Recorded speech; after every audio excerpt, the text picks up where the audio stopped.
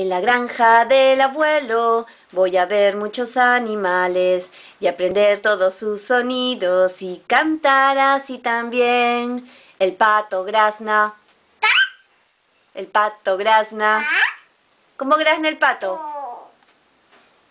¿Cómo grazna? Cuac, cuac, cuac. Cuac, cuac, cuac. La vaca muge.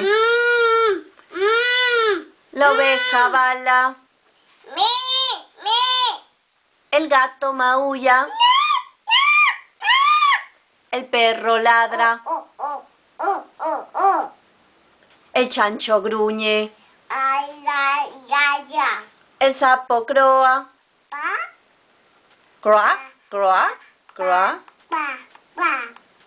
Y el caballo relincha.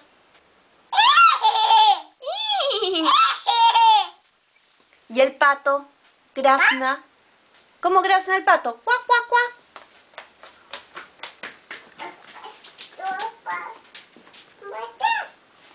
¿Dónde está el pato? ¿Y el gallo? ¿Cómo hace el gallo?